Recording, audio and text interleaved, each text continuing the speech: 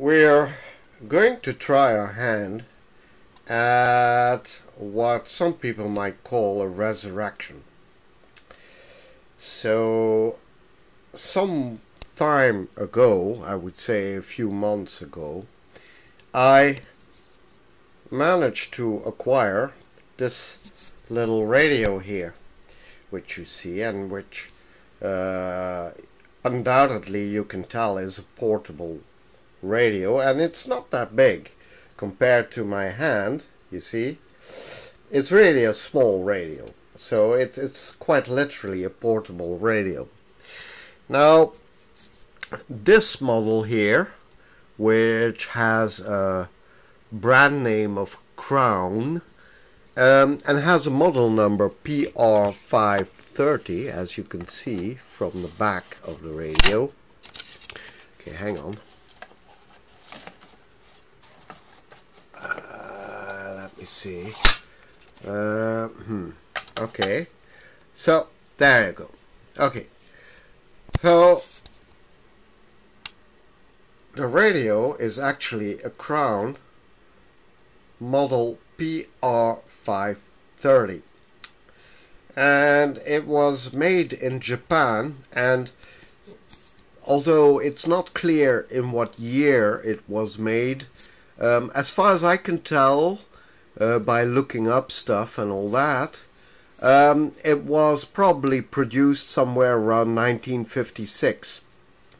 It's Japanese, definitely, and I have the luck, let's say, that it came included with its own service manual.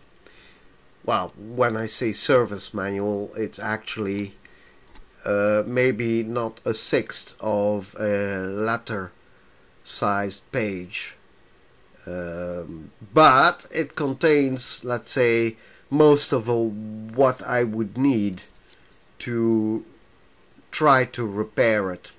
Now you can see at the bottom of the explanation, which by the way is glued to the back of the radio. Okay, so it's just a plain simple back, nothing special about it. Okay, is that it contained 4 tubes, but it's so small that I don't know if I can show you.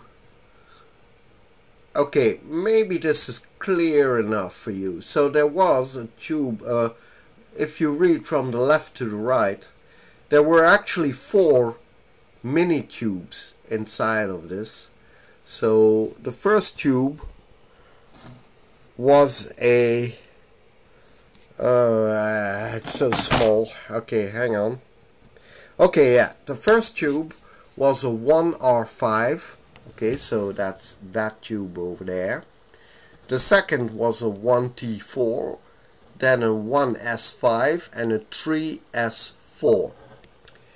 Okay, so I'll explain a little bit more about those tubes once we get into repairing the radio.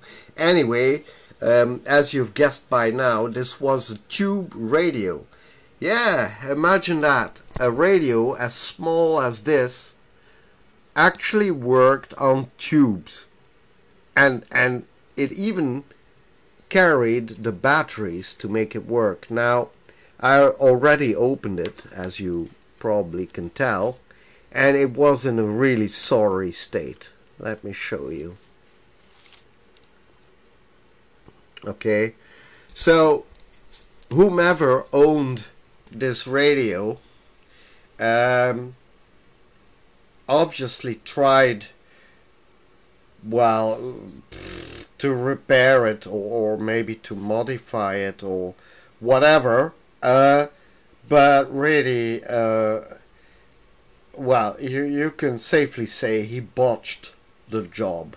Okay, so he seriously damaged the interior of the radio. Now, as it turns out, it in my opinion, it is salvageable, because fortunately for me, he did leave the electronic part of the radio alone, So I think I can salvage this. Now, well, mechanically speaking, of course, there is a bit of damage. The first and most obvious damage is that there is no speaker anymore in the radio. For some reason or other, the speaker disappeared. Now, in my opinion, the speaker simply disappeared because, well, somebody probably thought the speaker would be useful in some other project, or who knows, maybe in another radio. And well, since tubes were out since, say, the mid-60s, I suppose the owner of the radio thought he could recycle this radio, partially at least. Anyway, so the speaker is gone. Also, I think the radio has been modified somewhat. Okay, there are some battery connector wires here, but in my opinion, these are not original at all. And it's really sloppy work with tape and all that. So I don't think these are original. There's also corrosion, of course, well, rust mainly, some broken wires, and then unfortunately for me, whether it was during transport when I bought the radio or much earlier than that, let me see, here it is. The ferrite antenna broke.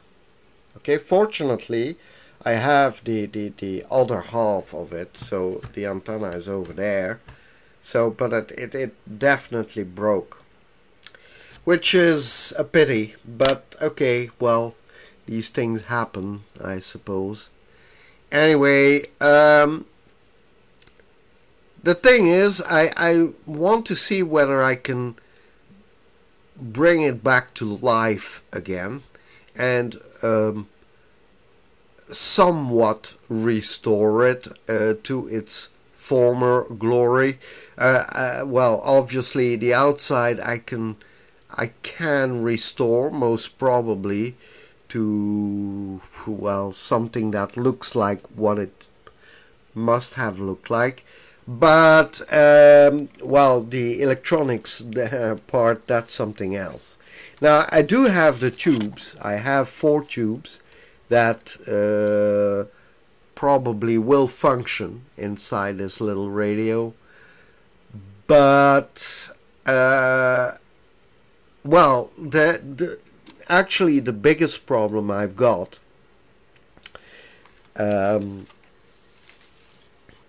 with this radio is that I need to get the chassis out, and I'll be damned if I know how.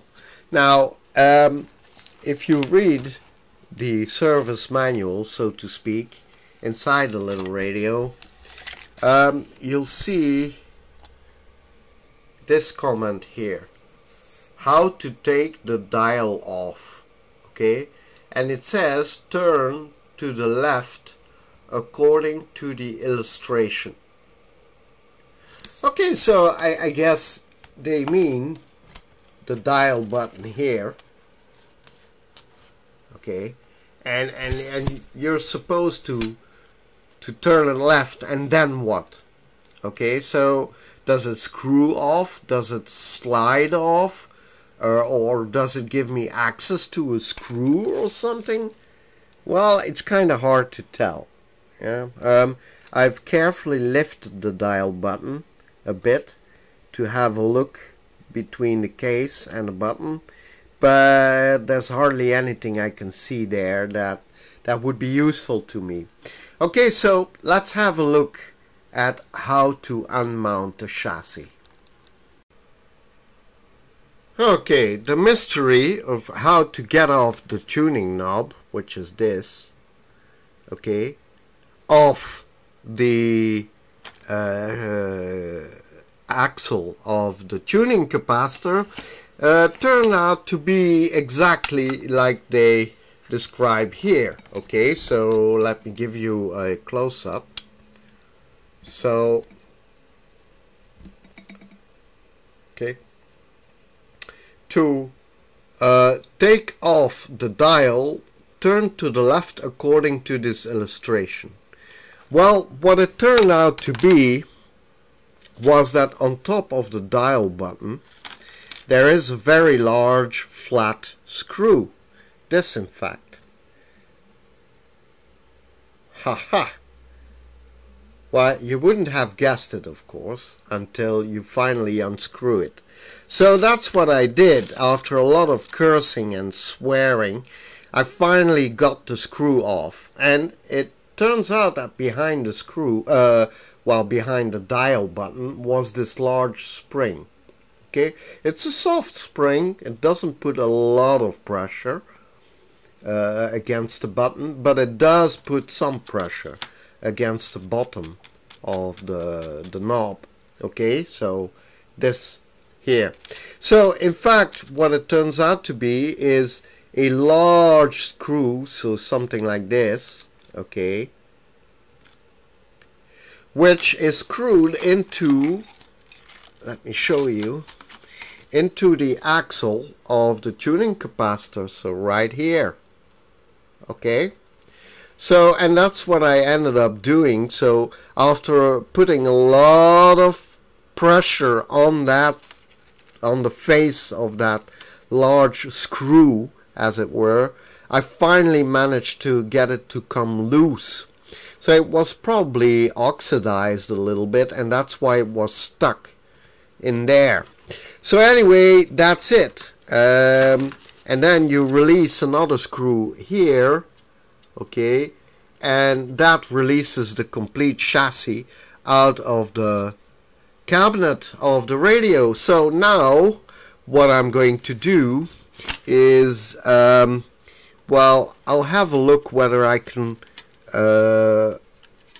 sort of release the whole thing from the chassis, but maybe not. I'll see. But anyway, you see here that it's pretty badly distorted. Okay, so somebody tried to rip out, well, and succeeded to rip out the speaker from this little radio, which of course damaged its chassis. So what I'm going to do now is I'm going to try to reform the chassis a little bit. Yeah, take out the broken rivets, which, well, don't serve any purpose any longer, and we're going to attach a new speaker anyway, instead of the big gaping hole you see there. But at least now I got the chassis out of the cabinet, and which will allow me to clean the cabinet and have a good close look at the chassis. Okay, I bent the chassis back, and I also released the little well, the pop-up rivets, or the pop rivets rather, that were used to originally to attach the speaker to the chassis. So they were completely destroyed, so I pulled them out with a little pair of pliers, and there they are, the remnants at least of the 4 rivets. There was also a spot of the chassis which was rusted. Actually, the battery holder for the 1.5 volts battery for the filament, which was originally housed here between these 2 tabs. So I guess this must have been the positive, this the negative, and the negative was completely oxidized and corroded and rusted.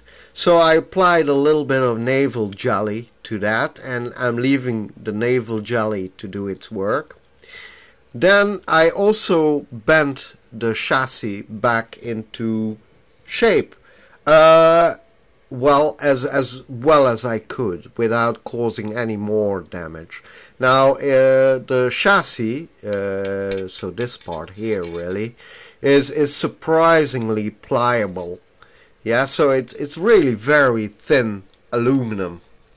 Yeah, so if you look at the rim here from the side, okay, it's probably not more than half a mil thick aluminum foil, which of course makes for a very light chassis, but also a very pliable one. Anyway, I bended it back into its original shape. I also already gave everything a thorough cleaning with contact cleaner, but I'm going to clean even more, okay? So, but I'm doing it step by step. I also measured the output transformer, or rather the secondary of the output transformer, and that seems to be okay. The value seems to be around, say, 2.5 ohms, somewhere around that. I can't tell for certain, but because, well, I didn't want to put too much pressure on the leads because they do look fragile. But the value, I think, must be somewhere between 2 and 4 ohms of the secondary. I didn't measure the primary yet, but that's okay. I also unsoldered the one lead of the antenna coil, which was still attached to the chassis, namely the black lead, in order to avoid any more damage, either to the chassis or to the coil itself. I didn't measure the coil yet, but I think the coil will be okay. So that's where I stand. So I'm still in the cleaning stage.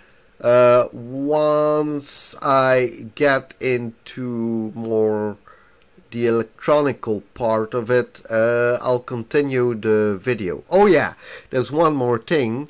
I'm going to try to leave all the original parts in the chassis. Okay, so if at all possible, I'm not going to replace any of the parts. That includes the one and only electrolytic which is in the chassis, which is a 10 microfarad 100 volt electrolytic. Well, let's hope it's still good, but I'm going to leave it as it is because that's the original part. Now, all the other capacitors you see, which are these brown little things you see here, are, I suppose, mica capacitors, and they all seem to be of the exact same brand as a radio, namely Crown.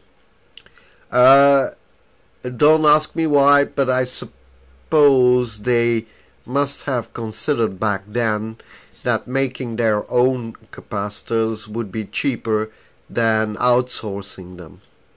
Anyway, that's where I stand. So after I'm done cleaning and repairing as much as I could, we'll continue with the electronic part. I forgot to mention one more thing. So I'm going to clean and repair the cabinet as well. Well, it's certainly dirty, but you can see there are some ribs of the speaker cage which are broken. So I'm going to repair those. Well, there are in fact 2 broken, but nothing a careful tiny drop of super glue can't handle. I'm also going to repair this area here where which is housed underneath the tuning knob, in fact, which has one nasty crack over there, so which I'm going to repair. And maybe I'm going to, well, if at all possible, I'm going to reinforce it a little bit just a little, mind you, but just enough to have it not crack. Otherwise, the only thing I'm going to do is clean it thoroughly. But that's about as far as I'll go with the cabinet. Okay, that's it. Alright, I cleaned the battery holder, which you see over there, and okay, let me take a pointer here. So I cleaned all of this, yeah, and there are still a few traces of rust here and there, but I think with just a little bit more navel jelly I'll manage to clean up that. Also, I cleaned the case or the cabinet of the radio thoroughly, and I also took the time to very carefully take off that strip of metal, you know, that gold-plated strip of metal, which is this, okay, from the front, to clean behind it and to clean it as well. Now, I had a little problem. So over there, if you look at the corner of the strip, you see there's quite a bit of corrosion there, and one of the little lips or tabs which were used to keep it in place broke off. But as it turns out, the tab and the rest of it is over here, okay, the little tab broke off because the corrosion had gone too far. And the same thing with the spring, the battery spring, yeah, the upper hoop of the battery spring just broke off. It turns out the battery acid had seriously corroded it, so, well, it can't be helped. It was too far gone. Maybe I can find a spring to replace this one, but well, I kinda doubt it. And anyway, I want to keep as many original parts in the radio as possible.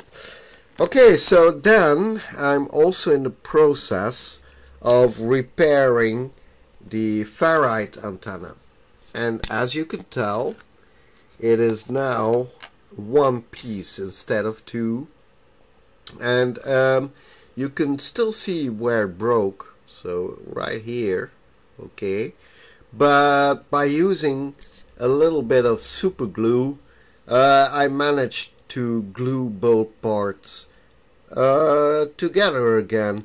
I wouldn't say seamlessly, but oh well, you know, in any case, I don't think it will play such a big role in the end, whether it is broken or not, although the inductance might be slightly different now since it is broken, but okay, we'll see how far I can get the radio to function.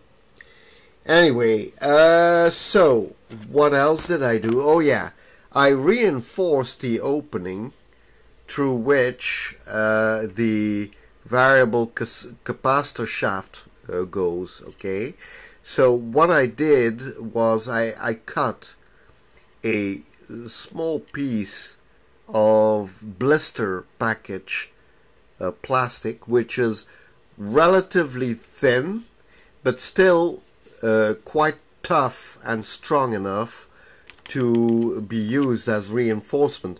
And I also used a thin layer of super glue to glue the whole thing to the cabinet, and it's quite solid now. The cabinet doesn't seem to flex as much anymore as it used to, and is specifically right here. Okay, this little opening here is where a tiny screw holds the variable capacitor to the cabinet, and it was starting to break. There's a very fine hairline crack here, yeah, which you see, and well, that hairline crack was due to the forces put onto the variable capacitor while tuning. Okay, so I reinforced that with a small piece of blister plastic. So you see what blisters are good for. You can still use them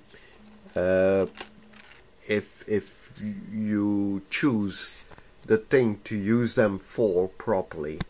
Anyway, the cabinet is clean. Well, as clean as I dare to make it. I didn't want to use a very aggressive method of cleaning. Actually, I used Windex with disposable paper towels and toothpicks to clean the whole thing. And it looks reasonable now. I've got no complaints on that point. It's really clean now, which is great. Okay, so that's as far as I took the cabinet and the ferrite bar. I'm going to reattach that metal strip to the cabinet with tiny little drops of super glue, but only at the extremities of it, which are bent back into the cabinet. Now, I can't unbend and rebend and unbend many times this foil, really, because it's really very brittle.